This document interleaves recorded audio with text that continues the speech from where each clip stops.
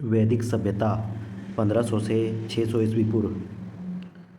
सिंधु घाटी सभ्यता के बाद जो नवीन संस्कृति प्रकाश में आई उसके बारे में हमें संपूर्ण जानकारी वेदों से मिलती है। इसलिए इस काल को हम वैदिक सभ्यता के नाम से जानते हैं। वैदिक काल का दो भागों में विभाजित किया गया है। ऋग्वैदिक काल 1500 से 1000 ईस्वी पूर्व, उत्तर वैदिक काल 1000 से 600 ईस्वी पूर्व। ऋग्वैदिक काल 1500 से 1000 ईस्वी पूर्व। आर्यों का आगमन 1500 ईस्वी पूर्व से पहले का है। आर्य आरंभ में सप्त सिंधु में बस गए थे। सर्वप्रथम पंजाब व अफगानिस्तान में बसे। प्रोफेसर मैक्समूलर ने आर्यों का निवास मध्य एशिया, बैक्ट्रिया, दयानंद सरस्वती ने तिब्बत, गाइन्स और मैकडोनाल्ड ने दक्षिण यूरोप, बाल गंगाधर तिलक ने उत्तर ध्रुव बताया। आर्य शब्द का अर्थ श्रेष्ठ, कुलीन होता है। इस सभ्यता के संस्थापक आर्य थे। वैदिक सभ्यता, इसलिए इसे कभी कभी आर्य सभ्यता भी कहा जाता था।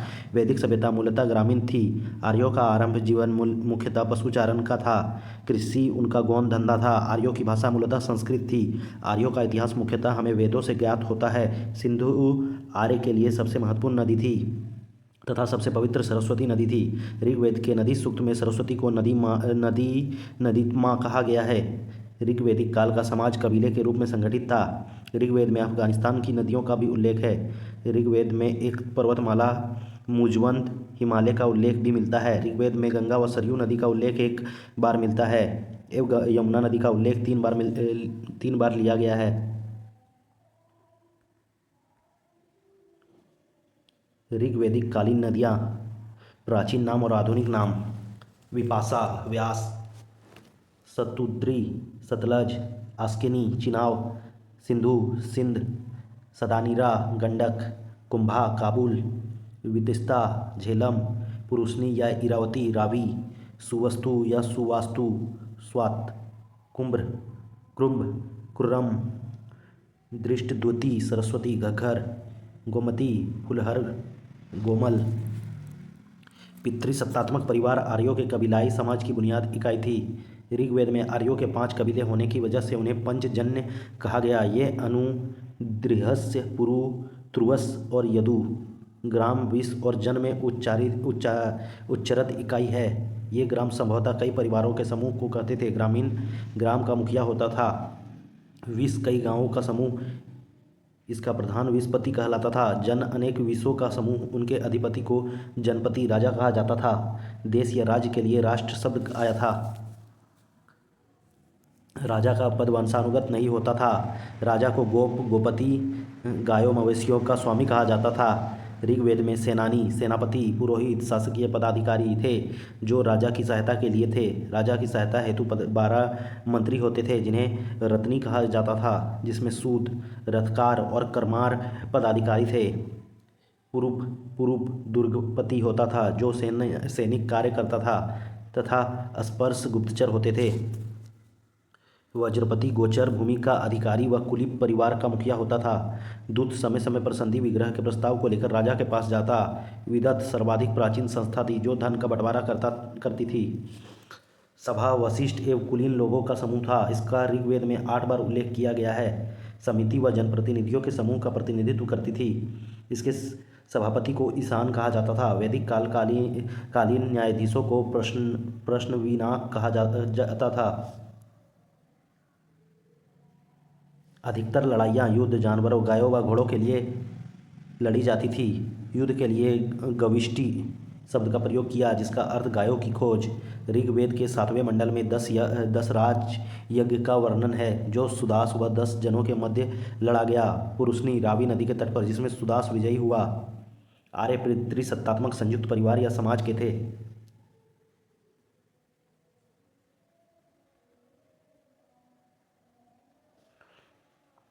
वैदिक कालीन चतुराश्रम व्यवस्था के अनुसार मानव जीवन को 4 आश्रमों में विभाजित किया गया है। ये 4 ब्रह्मचर्य, गृहस्थ, वानप्रस्थ एवं संन्यास है। मानव जीवन 100 वर्ष मानते हुए प्रत्येक को 25 वर्ष में विभाजित किया गया है। ब्रह्मचर्य आश्रम जीवन का प्रथम चरण है जो शारीरिक विकास, अध्ययन, व्यक्तित्व विकास को समर्पित है। दूसरी गृहस्थ आश्रम जीवन व पारिवारिक जीवन को समर्पित है। तीसरा वानप्रस्थ आश्रम सांसारिक सुखी और इच्छाओं से खुद को अलग करने, आध्यात्मिकता की ओर जाने का समर्पित है। और चौथा संन्यास आश्रम संसार से पूरी तरह से विनम्र हो जाने, सारा समय ध्यान और प्रार्थना में व्यतीत करने से संबंधित है। ऋग्वेद में समाज को 4 वर्गों में था और वर्ण व्यवस्था क्रम आधारित थे। ये ब्राह्मण, क्षत्रिय, वैश्य और शूद्र। ऋग्वेद के पुरुष सूक्त में चारों वर्णों का उल्लेख मिलता है, हालांकि 10वां मंडल बाद में जोड़ा गया। पुरुषार्थ या जीवन के 4 लक्ष्य धर्म, कर्म, काम, मोक्ष। धर्मशास्त्रों के अनुसार प्राचीन भारत में लोगों की रक्षा और न्याय के प्रशासन के लिए क्षत्रिय वर्ण जिम्मेदार था।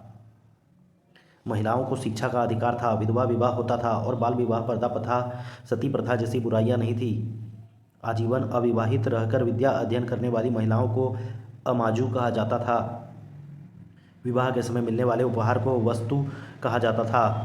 ऋग्वेद में घोषा, अपाला, सिक्ता व लोपामुद्रा, विदर्भ राज की कन्या, राजकुल में उत्पन्न, अगस्त्य मुनि की पत्नी आदि विदुषी महिलाएं थीं और विशफला एक योद्धा महिला थी। पैसों के लिए पढ़ाने वाला जीविकोपार्जन गुरु उपाध्याय कहलाता था। आर्य मूलतः शाकाहारी थे और पेय पदार्थों में सोमरस का पान करते थे। आर्य 3 प्रकार के वस्त्र धारण करते थे: अधोवस्त्र, उत्तरीय वस्त्र, अधिवास। अंदर पहनने वाले वस्त्रों को निवी कहा जाता था। गाय को अघन्या, ना मारने योग्य माना जाता था। इनका मुख्य व्यवसाय पशुपालन एवं कृषि था। इनका प्रिय पशु गाय व घोड़ा थे। वस्तु विनिमय द्वारा लेन देन करते थे और मुद्रा प्रणाली नहीं थी। व्यापार के लिए बाहर जाने वाला व्यक्ति पनी कहलाता था। ऋण देकर ब्याज लेने वाले को वेकनॉट, सूदखोर कहा जाता था। लोहा धातु की खोज आर्यों के द्वारा की गई,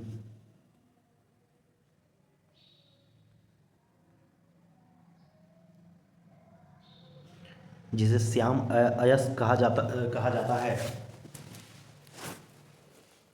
आर्य प्राकृतिक वास्तु देवता देववाद, एकाधिदेववाद, एकेश्वरवाद एवं निर्गुण भक्ति में विश्वास रखते थे। ऋग्वेद भारत का राजनीतिक ढांचा इन 4 आरोही क्रम में बांटा था। क्रम प्रधान: कुल, कुलपा, विस्पति, ग्राम, ग्रामपति, जन, गोप या राजा। ऋग्वेदिक कालीन देवता संबंध: मरुत, तूफान का देवता; सोम, वनस्पति देवता; उषा, प्रगति भोर उत्थान की देवी; घोत, आकाश का देवता; वरुण, जल के देवता; पुष्ण या रुद्र, पशुओं का देवता; इंद्र, युद्ध एवं वर्षा का देवता; अग्नि, देवता एवं मनुष्य के बीच मध्यस्थ; अश्विनी, विपत्तियों को हरने वाले देवता; विष्णु, विश्व के संरक्षक एवं पालनकर्ता।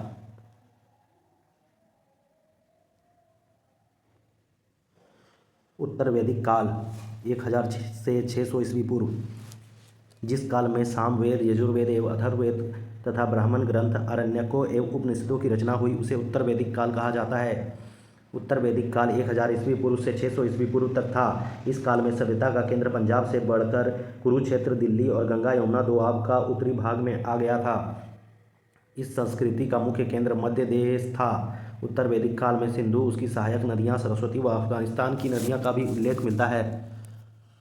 राजा का पद महत्वपूर्ण, गरिमामयी एवं वंशानुगत हो गया। इस काल में राजा विशेष अवसरों पर यज्ञों का आयोजन करवाता था। राज्याभिषेक के समय राजसूय यज्ञ तथा अश्वमेध यज्ञ एक साम्राज्यवादी यज्ञ होता था। उत्तर वैदिक काल में सम्राट राजा हल चलाता था एवं रानियों के घर पर भोजन के लिए जाता था। हल को सिरा व हल रेखा को सीता कहा जाता था। यहाँ निष्क एवं गाय द्वारा व्यापार होता था। यह वस्तु विनिमय का प्रयोग करते थे। वैदिक काल में धनी व्यक्ति को गोमत, अतिथि को गोहंता या गोहन, पुत्री को दुहिता, मरुस्थल को धन्व, उपजाऊ भूमि को उर्वरा, अनाज को धान्य, पशुचारण को योग्य भूमि को खिल कहा जाता था। इस काल में वर्ण व्यवस्था जन्म आधारित होती थी और कुल एवं गोत्र शब्द का प्रयोग होता था। उत्तर वैदिक काल में इंद्र और अग्नि के स्थान पर प्रजापति को देवकुल में सृष्टि के निर्माता थे, उसको सर्वोच्च स्थान प्राप्त हो गया। यज्ञ एक ऐसी नौका है जिस पर भरोसा नहीं किया जा सकता। यह मुंडकोपनिषद से लिया गया है। शूद्रों के देवता को पुष्ण कहा गया। बृहदारण्यक उपनिषद में गार्गी एवं यज्ञवल्क्य का संवाद मिलता है। उत्तर वैदिक काल में 1000 ईस्वी पूर्व के आसपास लोहे की खोज हुई तथा कौशाम्बी नगर में पक्की ईंटों का प्रयोग किया गया था। उत्तर वैदिक काल में बहुत से प्रवर्तक हुए। निष्काम कर्म सिद्धांत का प्रथम प्रतिपादन ईशोपनिषद में हुआ। संभवतः इसी काल में 2 महाकाव्य की रचना प्रारंभ हुई। महाभारत पुराना राम जय संहिता व रामायण की महाभारत विश्व का सबसे बड़ा महाकाव्य है।